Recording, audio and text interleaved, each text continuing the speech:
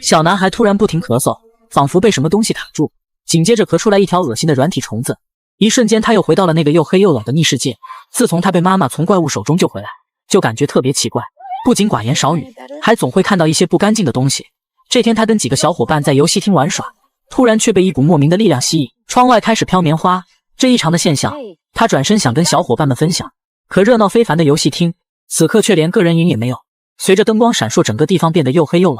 他又回到了逆世界中，门外狂风大作，电闪雷鸣。他被吸引过去，不远的天空泛着极不寻常的红光，忽闪忽闪的电流中仿佛有什么东西。正当他瞪大眼睛看个究竟时，突然被朋友麦克叫醒。一瞬间，他又回到了现实世界。面对威尔的如此反常，同学们都会戴上有色眼镜，甚至还会写小纸条嘲笑他，死而复生的僵尸小子。他习以为常的自行消化。这天班里来了一位有个性的同学麦克斯，几人瞬间想起，昨晚游戏中排名第一的人也叫麦克斯，难道就是他吗？为了证明推测，他们开始跟踪麦克斯，没想到连人家扔掉的手指也不放过。失望的是上面赫然写着几个大字：变态，别再跟踪我。没想到晚上他们就看到了打游戏的麦克斯，哇塞，果然就是他。没想到一个女孩子打游戏竟然如此厉害。另一边宁静的小镇居然发生一起抢劫案，几个戴着奇怪面具的罪犯抢劫了一家银行。他们匆匆上了一辆面包车准备离开，没想到警察动作如此迅速，他们追了上来。现在就是考验车技的时刻，没想到警车速度飞快，眼看着就要追上来了。女司机情急之下只能一脚油门踩到底，一顿神操作，他们过五关斩六将，本以为成功甩掉了警车，没想到又紧追了上来。黑妹子莎莉临危不惧，指挥到下个路口右转有个隧道。诡异的事情发生了，他们刚进入隧道，莎莉就紧紧闭上双眼，然后慢慢的抬起小手，用力一个紧握拳头，外加一个咒语，隧道入口的地方就突然塌陷，来不及反应的警车连连相撞，场面一度混乱。黑人警长质问司机怎么回事，一旁的司机眼睛模糊，摇摇晃晃，仿佛被什么控制了一般。下车后他更是惊掉下巴，明明刚才的坍塌现在却显示完好无损，他有点搞不懂刚才难道是做梦了吗？逃过一劫的罪犯们激动极了，仿佛这已经不是第一次。只有黑妹莎莉表情淡定，默默擦掉流下的鼻血，胳膊上露出来的数字好像似曾相识。难道他跟11一样，都是实验室里跑出来的吗？他也一样拥有超能力。自从逆世界被救回，威尔时不时还会自动进入逆世界。霍珀警长觉得也许在霍金斯实验室能找到答案。他们来到这里，这一季中的负责人是胖胖的萨姆院长。他们给威尔戴上脑电波仪器，注射上一针催眠剂。威尔将自己所见所闻都告诉了萨姆。那里面一片荒凉，有个邪恶的东西总是吸引着自己。是什么邪恶的东西？那东西又想要什么？我看不清他的样子。他想要杀戮，杀掉所有人。这把萨姆院长都惊呆了。没想到他对逆世界也很好奇，将他们的对话用监控分享给其他专家。这次诊断的最终结果让乔伊斯无法接受，威尔得了很严重的幻想症，不仅会做噩梦，连性情都有可能改变。可真的是这样吗？他们刚走，萨姆院长就来到地下实验室。很显然他们根本没有放弃对逆世界的研究。一名工作人员戴上氧气罩，全副武装，手提喷火器来到逆世界入口。这里的肉瘤仿佛发疯了一样生长，一顿烈火燃烧中，他还张牙舞爪地乱叫着。画面一转，南希跟男友史蒂夫前去看望朋友巴珀的父母，因为保密协议他们不敢告诉他们，其实他们的女儿早就被逆世界中的怪物害死。可父母对女儿的寻找却从没放弃，已经准备卖房卖地请侦探调查。南希心里很乱，只能躲在厕所哭泣，因为她真的很心痛。而她的弟弟麦克也总是闷闷不乐，看向地上的小帐篷，他总能想起曾经的11，那个为了救他们而勇敢与怪物拼命的朋友。但他始终坚信11没有死。他拿起对讲机，希望通过无线电波联系到他。他告诉他这是他消失的第352天，然而对讲机里却一点动静也没有。11真的没有了吗？他到底还会不会回来？然而霍珀警长又遇上一个棘手的案子。来到一处农场的，映入眼帘的却是一地烂南瓜，成千上万的南瓜没有一个好的，好好的南瓜全部腐烂，满天飞的苍蝇和恶臭真让人恶心。农场主认为是同行所为，因为马上要来的万圣节可是出售南瓜的好机会，肯定是他们为了抢生意故意破坏。霍珀警长有点不赞同，那么多南瓜一夜之间就坏了，好像有点牵强。紧接着一旁的玉米地传来一阵异响，难道是同行在窃听吗？霍珀警长谨慎地走过去查看，幽深的玉米地白天都这么吓人。最终他发现了一个诡异的稻草人，紧接着一只讨厌的乌鸦飞来，吓得警长差点开枪。晚上霍珀警长将车开进树林深处，这里布置着陷阱，好像在防范什么。桌子上放着2份晚餐，很明显这里还住着其他人，他会是谁？而半夜起床厕所的威尔再次被一股力量吸引，门一瞬间自动打开，他循声而去。乌云密布的天空，忽闪的红色电光，紧接着出现一个长满触角的怪物。女孩从梦中突然惊醒，又饿又冷的他口吐白沫，周围的一切被诡异的藤蔓缠绕。他歇斯底里的呼喊自己的朋友麦克，然而空荡荡的走廊一个人也没有。就这样不知走了多久，他发现尽头闪烁着丝丝红光，原来自己在逆世界中，而这个红色洞穴就是出入的大门。他再一次用超能力把洞穴放大，最终他撕开层层薄膜逃了出来，外面的世界却完全变了模样。可就在刚刚，他还和小伙伴们在一起，因为遇上一个可怕的怪物，他用超能力跟怪物切磋了一下，结果大家就都不见了。凭着超强的记忆力，他找到被警车团团围住的麦克家，话语间警察将自己列为最危险的人，让麦克见到自己一定要躲得远远的。不以为然的麦克看向窗外，他绝不会出卖朋友11。警察发现了端倪，追了出去，被恐惧霸占的11只能躲在树根底下。从此以后，小11在森林里靠打猎为生，直到有一天他发现一个装着食物的小盒子。原来霍珀警长也一直坚信11还会回来，所以每天都会在这里放11爱吃的华夫饼。而这一天，11终于鼓起勇气与警长相认。霍珀警长为了掩人耳目，把他安排在森林里的小木屋，并设下陷阱，立下规则：不能开窗，不能出去，不能随意开门，因为他知道那些人对11的搜寻从未停止。这天，霍珀警长正认真地做着早餐，下一秒被搞怪的11吓了一跳，因为今天是万圣节，11想乔装打扮一番，这样没有人可以认出他，他就能去找自己的朋友麦克了。谨慎的警长当然不同意，因为外面真的很危险。为了安慰11，霍珀答应他今晚早回家，并且会带很多糖果送给他。威尔一早就穿上了敢死队的装备，妈妈却发现了一张异常的画。为了不让妈妈担心，威尔撒谎说是故事里的情节，可妈妈不放心，叫来了霍珀警长。果然，他们发现画中的景象就在家门外，很明显这不是幻象，也许是真实的存在。万圣节的夜晚很快来临，小伙伴们都去要糖果。和蔼可亲的奶奶给了他们很多乳渣糖，他们一边走一边吃，突然被一个蒙面人拦住了。他们吓坏了，原来是麦克斯，他狠狠地嘲笑了他们。麦克似乎不太喜欢他的加入，因为他觉得他占据了11的位置。当威尔要追上去时，又冲出来几个面具人，把他吓倒在地。一瞬间他又出现在逆世界，无论他如何大喊，麦克也听不到。紧接着天空中出现一个巨型怪物，他那又高又大的可怕模样把威尔吓坏了。威尔转身就跑，只能躲在角落里，希望不要被怪物发现。就在这时，一只手伸了过来，还好是麦克。他再次回到现实世界，而回到家的卷毛被一阵异响吸引过去。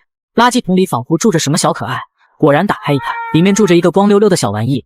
卷毛如获珍宝般把它带回家。小镇上好好的南瓜地，一夜之间就被破坏腐烂，除了南瓜地，隔壁的庄稼地也遭到毒手。究竟怎么回事？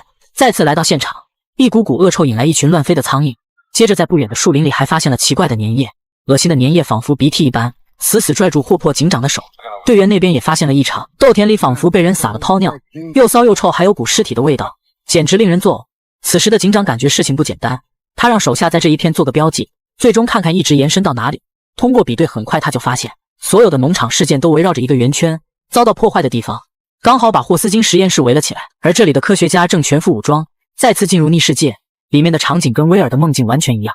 只见他们一顿操作，换上一个新的电瓶，刹那间整个实验室又灯火通明，这到处透露着诡异。而萨姆院长又去回看那天威尔的聊天，表情凝重，肯定察觉了异常。而霍珀警长也怒气冲冲地找到他，诉说了小镇最近的怪事，并要求实验室给出明确答复。紧接着一群白大褂就包围了整个南瓜地。萨姆表示需要封锁这块田地，科学人员可能需要研究一些时日，可我觉得这一定是为了拖延时间。而就在这时，警长接到一通电话，有人举报说看到一个超能力女孩，肯定是11，他没有遵守承诺跑出去了，因为他太想念麦克，曾经用超能力联系上他。可当11想进一步跟他说话时，麦克却起身就走，因为他觉得11已经不可能再回来了。这让11无比伤心，他下定决心一定要见到麦克，证明自己还活着。来到学校的11刚好碰上麦克和麦克斯聊天，醋意大发的11直接使用超能力，麦克斯就这样摔了个狗吃屎。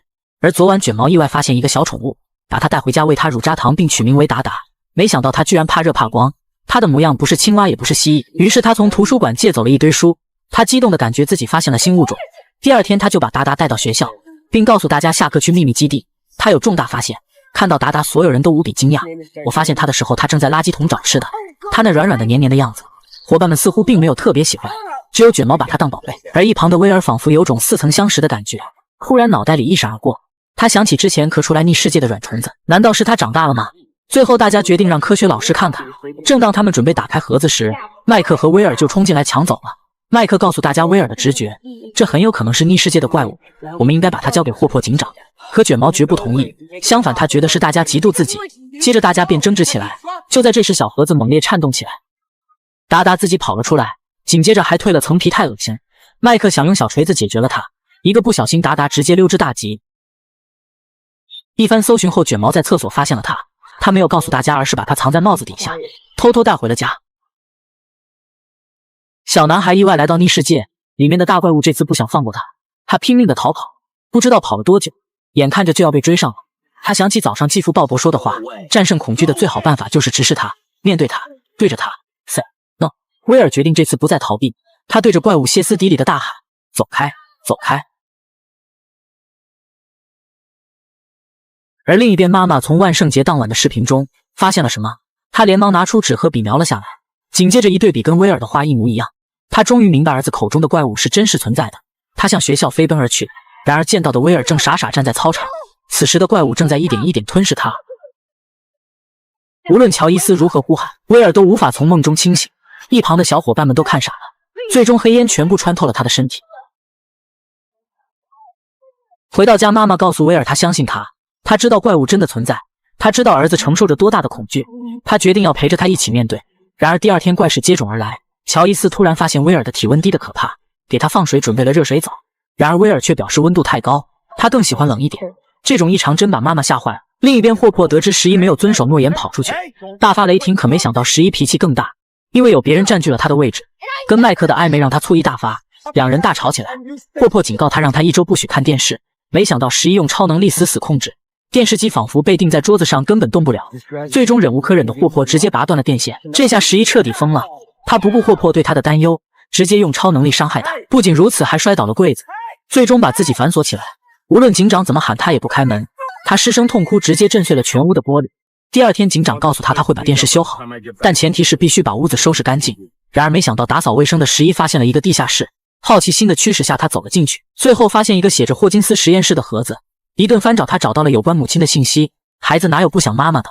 他蒙上眼睛，利用收音机开始寻找妈妈。果然在逆世界里，他看到一个坐在轮椅上的女人，原来她就是妈妈。面对目光呆滞的妈妈，11大喊妈妈，妈妈，他多想抱抱妈妈。下一秒妈妈却幻化成一股黑烟，消失不见了。另一边，乔伊斯把威尔的反常告诉了霍珀警长，看着威尔的背影，他真的很心疼。他希望威尔能告诉他自己到底看到了什么，可威尔却不知道该如何描述，只知道他一直在生长、蔓延、杀戮。紧接着就拿起笔和纸，也许通过画画他才能表达出心里的意思。小伙伴们看到威尔那么无助，他们很想帮助他。麦克觉得也许这是跟达达有关，也许找到达达一切谜团就都解开了。然而卷毛却沉默了，因为达达被自己偷偷带回了家中，他不知道危险的事悄然而至。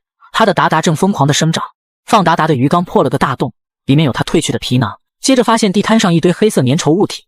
就在这时，沙发后面传来异响，他凑近一看，妈呀！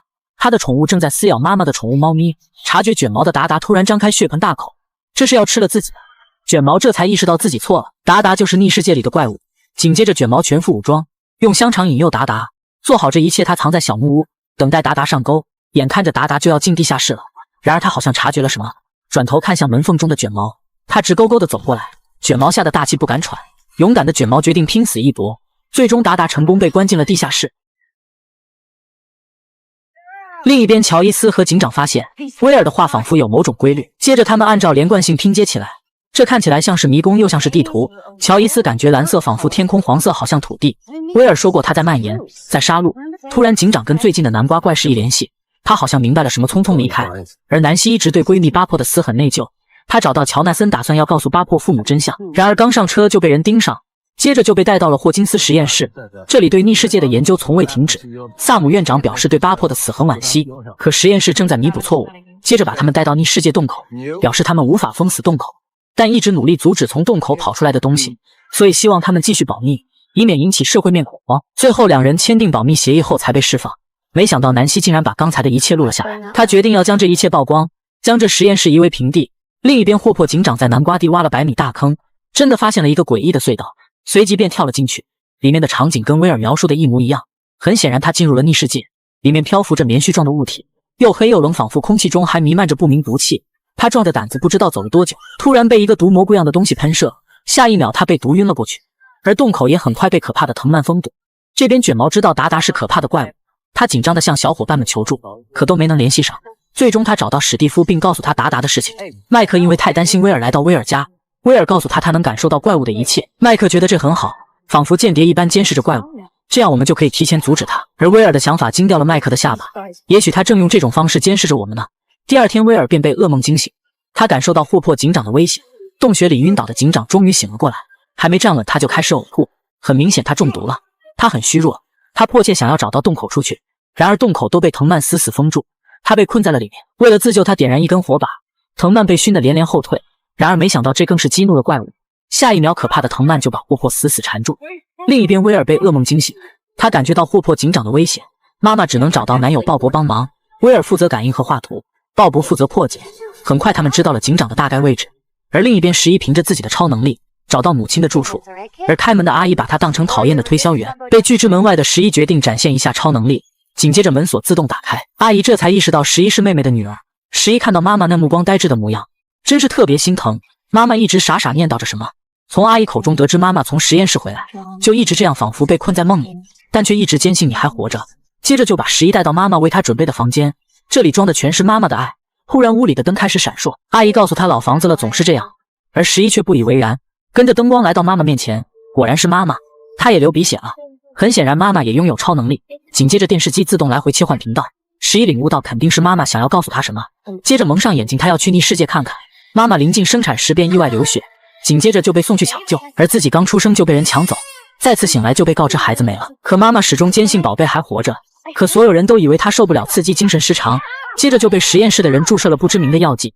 可寻找女儿的决心她从未放弃，凭着记忆她摸索到了一个房间，除了女儿还有一个黑黑的女孩，她们被关在同一个房间。她刚想上前抱抱你们，就被人带走。挣扎中她只记得一些明显的标志，最终她被做了脑部极限压力，再后来她就变傻了。看到这一切，11终于理解了妈妈的自言自语。她告诉阿姨她要去寻找妈妈记忆中的黑姐，也许这正是妈妈想让自己做的事情。另一边实验室有了重大发现，南瓜地采集的样本表面上没有异样，可把土壤放到烧杯中加热，一瞬间土就变成黑烟，连带着一旁的其他试管同时发生异变，这太不寻常了。实验室的人也向着南瓜地赶去，而另一边在男友鲍勃的帮助下，乔伊斯他们很快找到警长的车，接着就发现了警长挖的洞口。乔伊斯拿起铁锹就开干，藤蔓被扎得嗷嗷直叫，紧接着他们就跳了下去。很快他们就发现了警长留下的火把，最终找到了被藤蔓缠得死死的霍珀警长。他们用刀子割断了藤蔓。几人刚想离开，被迎面而来的实验人员吓得半死，他们表示这里很危险，驱赶他们赶紧离开。紧接着就开始用大火焚烧，然而意外的是威尔却倒下了，随着大火他跟着怪物一起疼痛，这感觉真是太酸爽了。紧接着他就被送到实验室，二话不说先来一针镇静剂，可再次醒来威尔却失忆了，除了妈妈和麦克其他人他都不认识。拥有超能力的小女孩到底有多牛，只要不开心就能拿上百吨的船只出气。他想起麦克跟麦克斯的亲密，想起他与警长的吵架，想起妈妈的痛苦遭遇，想起自己曾经作为试验品的悲剧，所有的一切愤怒此刻全部被激发。他终于成功撼动了这只船。就在昨天，他通过自己的超能力找到了妈妈记忆里的黑姐莎莉，两人相见恨晚，仿佛莎莉也在等他。莎莉告诉他自己的超能力跟11不同，他可以干扰别人的大脑，让其产生幻觉，看见一些奇怪的东西。说着就变出一只彩色蝴蝶。第二天他们就展开了报复计划，那些伤害过他们的人都被莎莉挂在黑板上。11眼就看到一个熟悉的脸，那个光头，那个伤害妈妈的男人。莎莉表示他还伤害过自己，两人不谋而合，他们要找他报仇。接着11用超能力感应到光头的位置，光头看到他们傻眼了，只能苦苦哀求，并告诉他们上季中的白发老头，那个11曾经所谓的爸爸还活着。可姐妹俩根本不信，现在仇恨霸占了他们。然而在最后的紧要关头，11却心软了，因为他看到了他的2个孩子，就连黑姐动手都被他阻止了。这次行动不欢而散，回到家黑姐开导他对待敌人不能手软，他希望11能坚强起来。可此刻的11却无比思念自己的朋友，他们觉得他不是怪物而是朋友。他还看到了慈眉善目的霍珀警长。紧接着11突然来到逆世界，他发现处在危险中的警长还有麦克他们遇上了危险，可自己却怎么也看不见了。就在这时11突然惊醒，一大批警察找到了他们，莎莉用超能力把大家隐藏起来，警察们被蒙蔽了双眼，根本看不到。紧接着他们从后门溜走，可这次警察根本不想放过他们。最终无路可逃的莎莉再次使用超能力，眼前就立起了高高的大楼，把警察看的是目瞪口呆。可11却不愿意跟他们走了，因为他看到了朋友们有危险。在朋友和丽莎之间，他选择了朋友。就这样两人再次分开。另一边卷毛带着史蒂夫来到地下室处理达达，然而他们却不见达达的踪影，只看到他褪去的皮囊还有一个大大的洞口。很显然达达不跟他们玩了，他跑了。两人只能重新计划。他们准备了各种鲜肉作为诱饵，打算把他引到废弃的车场，浇上柴油布置好陷阱。黑哥带着麦克斯也加入进来。而另一边的实验室有了新发现，威尔与怪物有着千丝万缕的联系。通过他们的感应，威尔确定了怪物的位置。试验人员全副武装，准备进到逆世界消灭怪物。然而结果却只发现一地的残骸，根本不见怪物的踪影，太奇怪了。而卷毛这边达达有了动静，黑哥通过望远镜看到了达达，可他根本不上钩，仿佛预判到了危险。没办法，史蒂夫决定用自己引他上钩。然而事情却并没有那么顺利。车顶上的黑哥发现怪物根本不止一只，卷毛开门让史蒂夫先撤退，下一秒怪物们就直接扑了过来。还好史蒂夫身体强壮，甩开一只，在最后时刻躲进大巴车里。可怪物们却不想放弃，开始疯狂的袭击大巴车。紧接着一只怪物就出现在车底，勇敢的史蒂夫打算跟他来个真正的较量，而怪物却不玩了，头也不转的跑了。这边躺在床上的威尔却莫名的道歉，自言自语道：“你们不该这样。”他生气了。一旁的麦克恍然大悟，威尔被怪物利用了。实验室的人们进了埋伏，一切为时已晚。隧道里顿时大雾弥漫，怪物们全部跑了回来。他们疯狂袭击试验人员，顺着洞口都爬了出来，直接对着玻璃就猛撞。萨姆院长告诉警长，没事，这里安全，玻璃结实得很。可越来越多的怪物冲了上来，很快就被打脸，玻璃的裂痕越来越多。情急之下，萨姆按下报警器让大家撤离。下一秒怪物们就冲破了玻璃，大家疯狂逃窜，电梯门还没关上，另一扇铁门就被破防。很多科学家都变成了怪物的午餐。为了不让怪物通过威尔找到大家，乔伊斯只能忍痛给儿子来一针镇静剂。紧接着霍珀就赶了过来，他抱起威尔就跑，可惜前后都有怪物。情急之下，他们只能就近逃到监控室，而监控里的惨状惊掉了众人的下巴。怪物占领了整个实验室，任意撕咬着工作人员。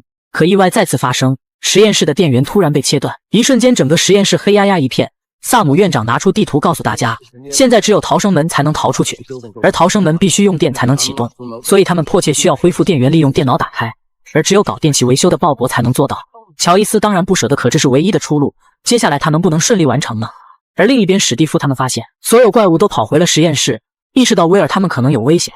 而南希跟乔纳森回到家，看到一堆地图，家里妈妈跟弟弟都不见了，所以一群人都来到了实验室。鲍勃这边一路绿灯，有惊无险，来到供电室找到了电源开关，一瞬间整个实验室都明亮了起来。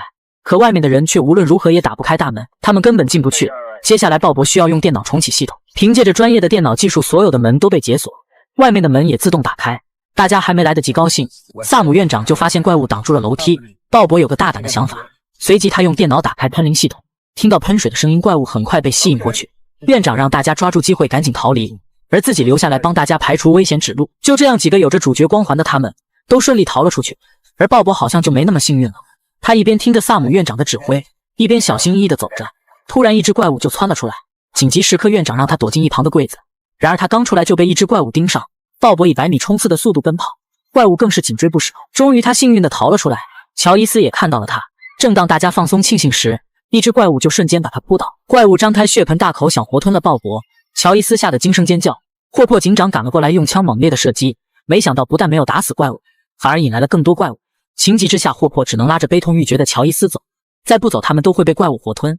而深爱的小男友就这样领了盒饭，怪物很快就追了上来，刚好遇上来接应的乔纳森。最终大家都逃了出来，可接下来他们还得面对现实，面对怪物。麦克通过威尔的图片突然有个大胆的猜想，想要战胜怪物，威尔一定是不二选择。就像医生说的，他被怪物的病毒感染了，怪物跟威尔变成一体，一定知道消灭他的办法。于是众人将威尔死死绑住，失控的威尔疯狂大叫，屋里的灯光也随之剧烈闪烁。冷静下来后，霍珀发现威尔在有频率的敲打，应该是想告诉大家什么。警长很快就破解出来，原来威尔从未放弃离开大家，只是无法摆脱怪物的控制。于是大家开始轮流和威尔说话，借此干扰怪物的判断。最后的答案只有一个，就是封住逆世界的洞口才能消灭怪物。没想到这一切却因为一个电话打断了。很快怪物们就追了过来，大家开启一级防备。没想到外面的怪物却传来阵阵惨叫，还有一只被巨大的力量甩了进来。再一看，门锁也自动打开。哇，是11时，他们的11回来了。小男孩被可怕的怪物缠住，他无处可逃，一瞬间就被怪物吞噬。性情大变的他喜欢阴暗冰冷的地方，大家为了救他把他捆绑起来，用各种光和热逼迫刺激他体内的怪物，希望就此把怪物逼出他的体内。威尔很快被超高的温度热醒，他痛得疯狂尖叫。此刻的他仿佛被炙烤。妈妈乔伊斯真的很心疼，可为了男友鲍勃的死，为了杀掉怪物救儿子，他再次调高温度放手一搏。这时哥哥乔纳森想要放弃，他觉得这样下去威尔可能会被热死。细心的南希不以为然，威尔的脖子在明显变化，黑色的金丝不断扩张，仿佛是怪物在体内挣扎。乔伊斯心疼地呼喊儿子，下一秒却被威尔掐住脖子。此时他被怪物控制，根本分不清敌我。关键时刻还是南希给，他操起一根火钳对着威尔猛烫，乔伊斯这才躲过一劫。另一边，史蒂夫、卷毛等众人来到南瓜地隧道口，他们深入虎穴，很快找到怪物的中枢，接着就开始喷洒汽油。随着史蒂夫的一记打火机，整个隧道燃起熊熊烈火，怪物痛得嗷嗷直叫。这边威尔体内的怪物再也藏不住，随着大火弥漫，他也化作一团黑烟，从威尔嘴里逃了出来。这景象简直太吓人了。另一边，11和警长来到实验室，幸运的是他们发现萨姆院长还活着。接下来的任务就是去封堵逆世界的洞口，彻底消灭怪物。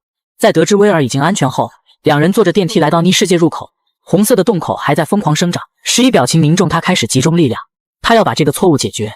没想到里面的怪物竟然张牙舞爪，冲着11发怒。这时11脑海中闪现出黑姐对他说的话，利用愤怒可以激发体内更强的超能力。他闭上双眼，回忆着所有的不快。洞口真的在慢慢变小，所有的怪物被召唤，他们一个个飞奔而来，却无暇顾及一旁的猎物。原来他们是来阻止11的。一旁的警长拿起机枪扫射，眼看着怪物越来越多，他直接冲破洞口要与11单挑。为了保护大家，保护爱他的警长，11豁出自己，伸出双手，随着一声声的怒吼，他终于成功了。他死死封堵了逆世界的洞口。